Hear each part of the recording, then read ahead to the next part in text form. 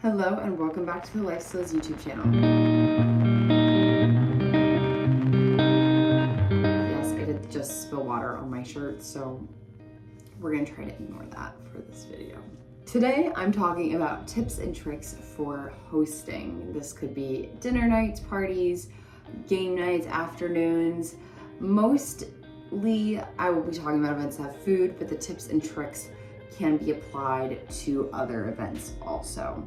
I love hosting in my college apartment. I think it's so fun, especially because I feel like it's not something that a lot of college kids do all the time, at least not in the way that we do it at our apartment. So it's a lot of fun and I think people like it. I really like doing it, and I like it whenever someone invites me over because I think it's a really sweet way that you can show love.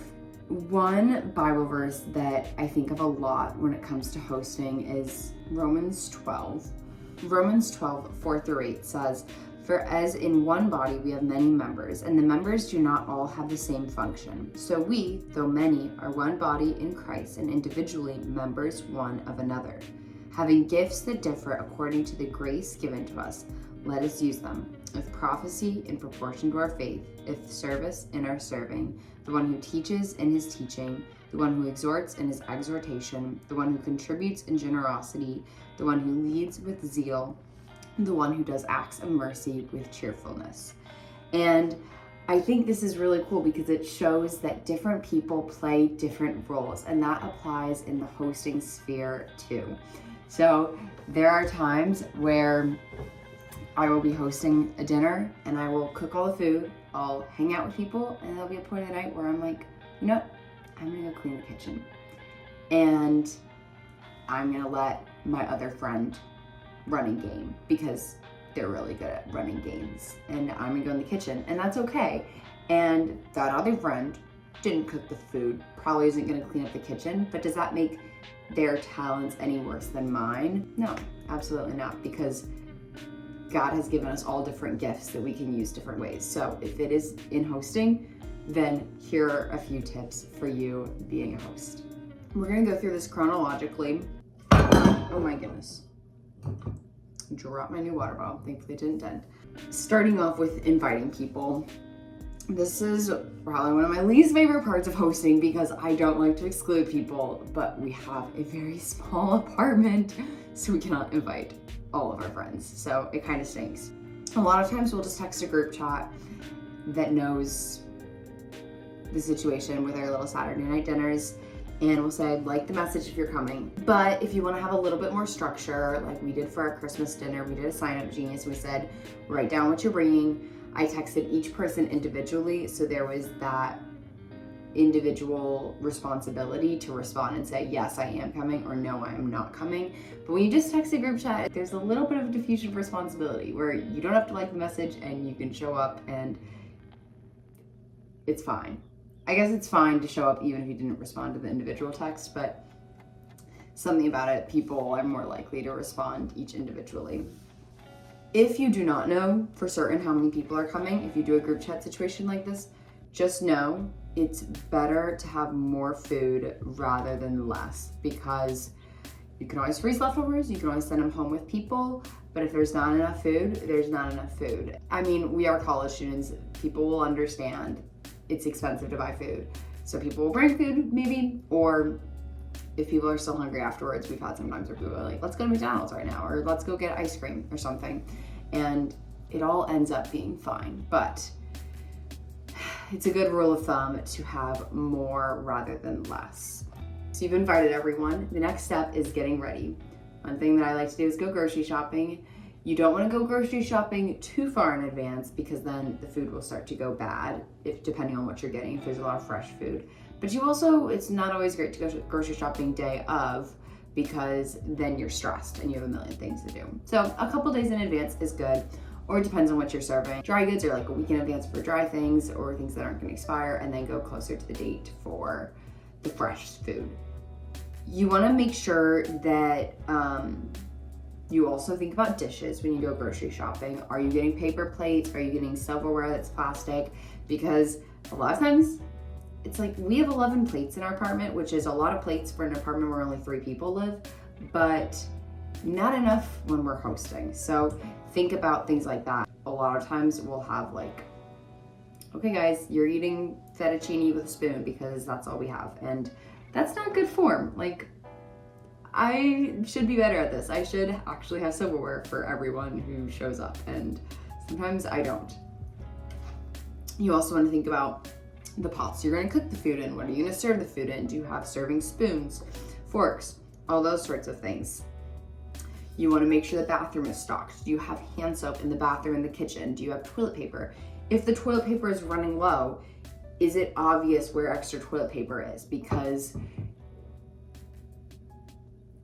So it's a good idea to have an extra thing of toilet paper on top of the water, what's it called? Tank.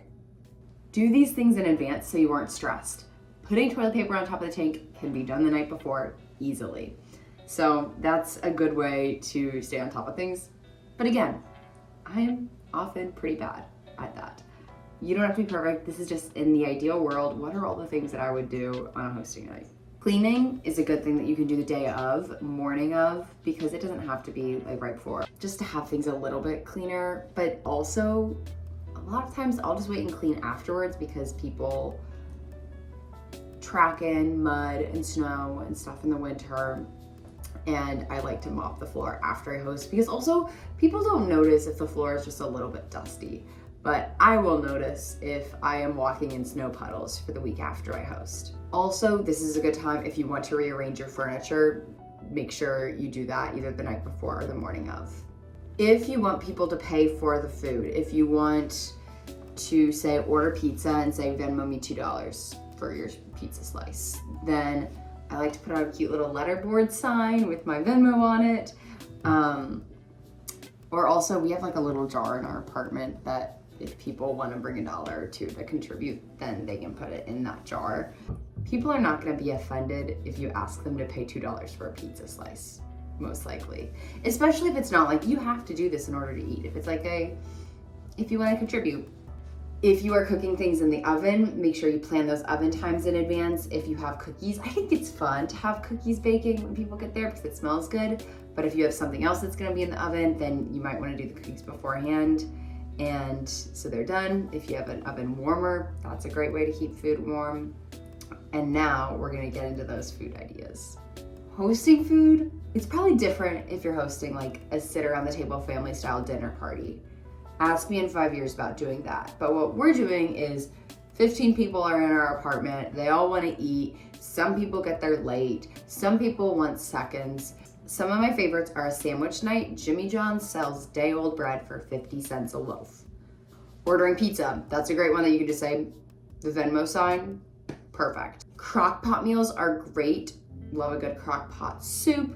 You can do taco meat in the crock pot. You can do sloppy joes. The nice thing about a crock pot is it keeps it warm, which is great. Potlucks are good. That's what we do for like Christmas dinners because then everyone can bring one of the sides and it's a lot of fun. It's like, oh, I'm gonna make mashed potatoes. I'm gonna make bread. I'm gonna make the turkey, and it's a lot of fun. Another good one is breakfast for dinner. It's super cheap to get a box of pancake mix and you just add water. But that one you do have to be careful with cooking time. We have a nice griddle feature on our oven, but if you just have a pan, it can take a long time to make pancakes. Casseroles are good, a nice lasagna. Can't stay warm as much, but it's nice. It's in a pan, it's easy to serve. We do pasta. Spaghetti gets clumpy and they all get stuck together. I just don't like making spaghetti. Try a shorter cut noodle. Do penne, do macaroni. I feel like that's a lot better, but I still don't love doing pasta for these things just because it gets cold and clumpy and gross really pretty quickly. Okay, so you've made it through, you've planned your thing, you're all set up, and people are about to arrive. How do you welcome them in right off the bat? One, you want to make sure you have a place for coats, for bags, for shoes. If you're having a lot of people, you don't want to have them right by the door. People will trip over them. It'll be a mess, especially in the winter. It's good to have music playing. A lot of times I'll turn on my Amazon Echo in my room so then you can hear it in the living room and the kitchen, but sometimes we'll move an Echo into the living room so we have music there. You don't want to have the food ready immediately because then people arrive and it's like right away. You want to have some time for them to get settled in. So don't have it ready immediately, but also you don't want people to be waiting around for a long time because that gets annoying too. If people do get there on time, you want to make sure you know how you're going to entertain them. If you're still wrapping up food in the kitchen, are they going to come in and talk to you? A lot of times people will say, oh, how can I help? So what task are you going to give them that they can do that's not difficult and is still helpful, and it's like they know what to do? If you want to put out appetizers, you can do that. I am not an appetizer person. Appetizers annoy me. They're just an excuse to serve the main food late and I'm ready for dinner. Like, I don't want to be sitting there eating cheese and crackers that everyone's hands have been touching. I want to eat my meal. So I get annoyed by appetizers. That's a me problem. If you want to do appetizers, throw out some chips and salsa, you go for it. That's a good way that people can, I don't know, stay entertained while you're cooking. Life hack is that roommates are the best.